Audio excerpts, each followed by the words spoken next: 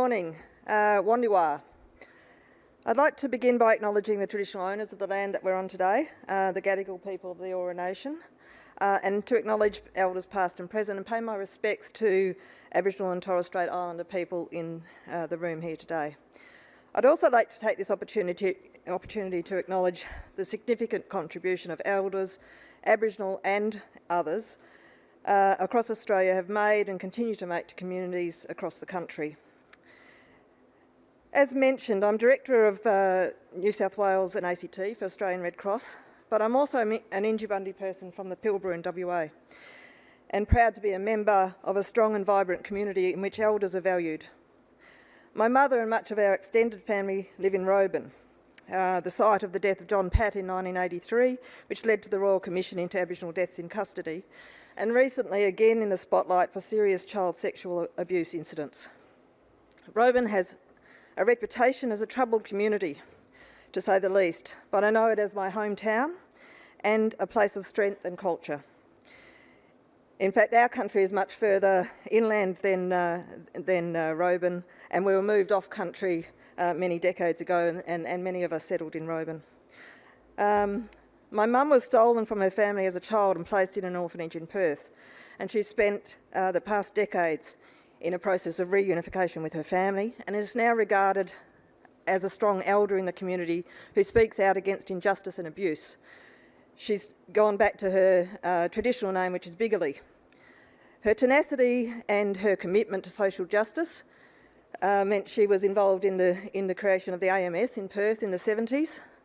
And as a teenager, she worked as a nurse in an aged care home and would often be the one to identify and report abuses, which were all too common. And I remember her often coming home and telling stories of what was occurring in the home. And we always went up, obviously she was always introducing us to people up there. She was very proud of us as when we were teenagers. I don't know what happened after that. I think she still is. And I suppose at an early age I was aware of this issue, particularly as it existed in homes at that point, but also it's an issue that's re-emerged in my career, during my career. I want to admit, however, that I'm not an expert in elder abuse. However, my community experience and experience at Red Cross give me some insights on this really important and topical issue. The presentations yesterday confirmed much of my own views, and I'm grateful to Graham Atkins, Simone Matthews and Louise Herft and others who shared the successes they are having in preventing and responding to elder abuse through their work. One of the most challenging barriers, I think, is the lack of research and information on this issue, and in particular from Australia, on things such as how to prevent elder abuse in the wider community, the predictors of both victims and perpetrators, and evidence-based responses. Research regarding elder abuse in Aboriginal and Torres Strait Islander communities is even more sparse. This is ironic given we are an ageing population and a population that is living longer. And it gives us a sense of what should be a major priority for us. While the Aboriginal and Torres Strait Islander population is younger than the general population, it's also increasing at a significantly faster rate. Between 2011 and 16, it grew by 17.4% compared to 3.3%. This potentially provides an environment where incidences of abuse of older people, including abuse of older people in First Peoples communities, are likely to increase. At least there will be the increased opportunities for abuse. The work of the Aged Rights Advocacy Service, Institute of Urban Indigenous Clinics and Aboriginal Community Care are critical then in preventing what could be a burgeoning issue, but also in adding to that thin evidence base. It is safe to assume the incidents of elder abuse, like other types of abuse in our community, are underreported, and that reporting in Aboriginal and Torres Strait Islander communities, underreporting I should say, is even more pervasive.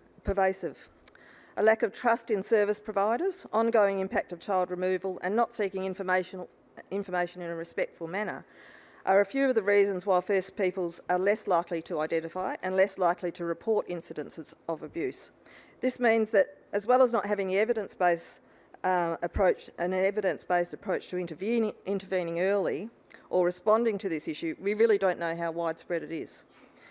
I think it's important to note that there has been an increase in people contacting elder abuse hotlines, and I think that will, that's because we're getting a lot more of this information out. That increasing awareness of the behaviour and acknowledgement is really important, and it's resulting in increasing numbers of victims and witnesses being empowered to take action. This makes the work at community level informing and empowering our elders even more important. Graham Atkin yesterday outlined the factors that need to exist in order to have those difficult conversations, which included a workforce trained to identify elder abuse, trust that has been built over years, a respectful relationship between service provider and community, and a common theme that's really critical was that the elder must be in control. So that right to self-determination was really important. Minister Wyatt yesterday referred to three pillars of abuse: neglect, deprivation and violation. And the evidence that we do have suggests a number of risk factors that make an elderly person more susceptible to abuse, and these were referred to earlier by Jane. Gender, a history of traumatic life events, and physical and or cognitive impairment. For Aboriginal and Torres Strait Islander people who are continuing to live with the impact of intergenerational disadvantage resulting from colonisation, child removal, systematic destruction of land and culture, and loss of country, suffer ongoing trauma, so they are in the risk category. And on a day-to-day basis, we see this in the overrepresentation of Aboriginal and Torres Strait Islander people in our prisons, lower educational attainment rates and higher rates of psychological distress. This would suggest Aboriginal and Torres Strait Islander people are at greater risk of abuse both from within the family and in facilities. I would identify a fourth risk factor, and that is cultural difference, particularly as it relates to service provision. Aboriginal people cite racism as a significant recurring impact affecting their access to services and their experience of service provision. Racism would also be a pertinent issue in aged care service provision as a form of abuse. And I would refer to what I would name cultural abuse, where Aboriginal people are denied the access and practice of culture, particularly in facilities. Individual and community healing, led and owned by Aboriginal communities themselves, is an essential component to building the resilience necessary to address issues such as elder abuse. The Aboriginal community-controlled services we heard from yesterday are a vital response to elder abuse within our communities and far more culturally sensitive in their delivery. As you well know, abuse can take many forms, and sometimes all of those at the same time, as Maria's story yesterday reminded us. While there has been a lot of research around that financial abuse, and as you mentioned, that's the most common, I think there's not so much on other forms of abuse, and I don't want to go into all those various types, but I do want to link instances of abuse of older Aboriginal and Torres Strait Islander people and lower income levels and higher rates of drug and alcohol dependency. Anecdotal evidence indicates that many instances of elder abuse in Aboriginal and Torres Strait Islander communities are a result of younger community members looking for cash to feed their addiction. In a broader sense, it is well established that social isolation is strongly associated with vulnerability that can lead to elder abuse. Appropriate services provide a safety net and opportunity for early identification of the abuse of older people. A conversation with the local doctor or an observation by the volunteer delivering Meals on Wheels can both lead to intervention and protection of the well-being of an elderly person. The New South Wales Mental Health Commission, in its report Living Well in Later Life, however, paints a picture of older people being isolated from key services, despite many requiring increased levels of support. Key factors resulting in this isolation include previous bad experiences, lack of transport, and inappropriate services or service delivery models. And you'll note that all of those might occur with Aboriginal and Torres Strait Islander people. These issues are amplified when considering the provision of services to older Aboriginal and Torres Strait Islander people, where issues such as culturally appropriateness, language and social stigma may act as additional barriers. Aboriginal and Torres Strait Islander older people are statistically more likely to have complex, interrelated needs, potentially requiring integrated responses from a range of services. A history of mistrust, as I mentioned, of the service system, lack of access to culturally appropriate services, an inability to navigate service bureaucracy, or something as fundamental as not having a birth certificate or ID are all barriers for First Peoples not accessing key services. potentially seeing them isolated and potential victims. Again, this is where Aboriginal community-controlled services are essential. Services, and particularly residential services, that treat our elders with dignity and respect, that are not creating barriers to family visits that may not fit their model, that provide access to traditional healing and embrace culture rather than whitewash the service. Fires, dogs, bush tucker, language, extended family visits, cultural excursions to country are all part of that appropriateness. There are such services, but they are insufficient and insufficiently funded. Red Cross, for example, supports a residential facility in Katherine in the Northern Territory that attempts to encapsulate some of those elements. And while we want our elders to remain in the family home environment as much as possible, we need to provide the support and training for those carers so that they can understand things as simple as dehydration and nutrition, diabetic care and other things for the person they are caring for. This lack of training and support can have dire consequences for the elder, but also be perceived as abuse. My uncle last week was out at the law ground near Roban, and he has got a carer. He's in his 70s. He returned to my mother's very dehydrated and confused, and in fact had a fall, and Mum, who's older than him, had to actually pick him up and look after him. But he'd been out there and people had been looking after him, but they don't have the knowledge, they haven't been trained about what that means. And if people know Roban, it was probably about 45 or 50 degrees. So I think there's also service providers focusing their efforts to ensure that the most disenfranchised in our society do not fall between the gaps. Australian Red Cross has a number of outcomes that we've committed to. One of them is to ensure that 500,000 Australians are connected to and supported by the community to overcome their deep social exclusion. And we're committing to focus on people that are impacted by dual or multiple vulnerabilities, which compromise their ability to fully engage in community life. And this includes a particular focus on older people in the community who may otherwise have only limited contact with their community. Programs such as Community Visitors Scheme, which has volunteers visiting people in aged care facilities or at home, a MATES program matching volunteers with elderly people to support them to achieve their own goals. Tally Chat, which is ringing people weekly for a longer phone call about how they are all sort of ways that we can keep people connected and, as I said, maybe pick up on instances of elder abuse. One thing we've done in Blacktown in Western Sydney is support a Walker Elders group, which is it was designed as an identified need to connect with older Aboriginal people who were isolated. The Walker Elders are all Aboriginal, although they have, I think, adopted an elderly Dutch lady as well. The program is similar to Tally Chat. They ring, they're all volunteers, they ring elderly Aboriginal people to check on their wellbeing, but all the volunteers are Aboriginal as well. And I think that helps to increase client trust in the program and ensure that cultural accessibility.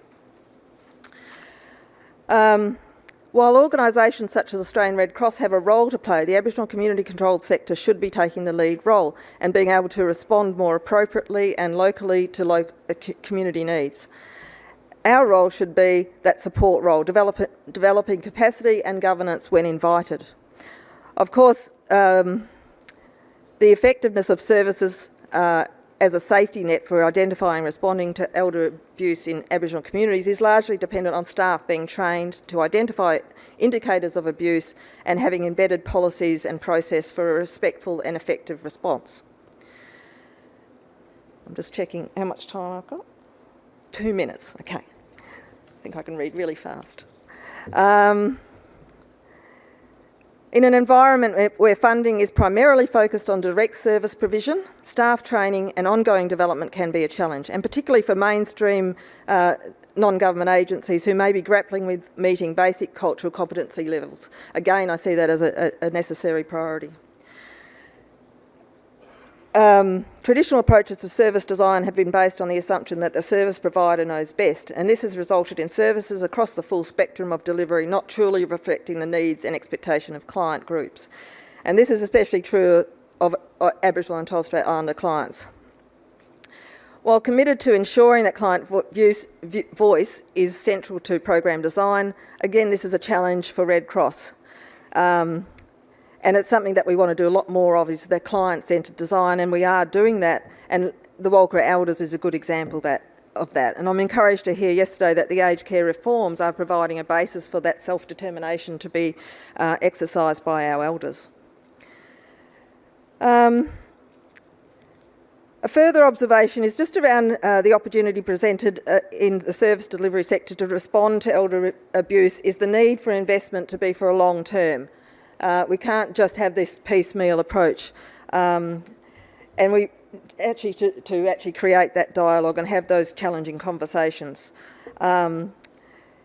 This, of course, is all part of us making a difference, and all of you as service providers are making a difference. But we in Red Cross are trying to do that in a much more ingrained way, having deep and long commitment to communities, and Kempsey is one of those in northern New South Wales, where safety of community elders has been identified as a community priority, and they've established and led a whole range of initiatives in that space. But we know that what we really need is a whole of community shift in relation to the way that older Australians are viewed and valued. You know, it might be true to say that 40 is the new 30, but however, you know, 80 is still seen as 80. And we need to make sure that we actually are bringing forward people on this journey, and those sort of assumptions are still being you're 80 and you're home-ridden and of limited value to the community. In Red Cross, as I said, a lot of our volunteers are very elderly. Our membership base average age is 77, and they're very active in their communities and they're active in delivering services. Volunteering in and of itself provides that social connection and reduces the risk of social isolation. And so that's also a critical part of the service delivery that we offer right across Australia, with more than 20,000 volunteers working with us. I'm just one more line or two. But as I said, these are people who are committed in their communities. They're continuing to be involved and to actually deliver services, and for them, it gives them a huge amount of I suppose satisfaction, but also the clients that they're working with can see that these are valuable people who are contributing to community, and hopefully that visibility will challenge existing preconceptions and reframe that community conversation about our older people. Most importantly, it will increase the confidence of older people, remind them of their worth to the community, and with the support of the community, challenge abusive behaviour. We know our elders contribute significantly to the vibrancy of the communities, and that their rights and dignity must be protected. So whether you're a service provider, researcher, carer or politician, this must remain a priority in our society. Thank you.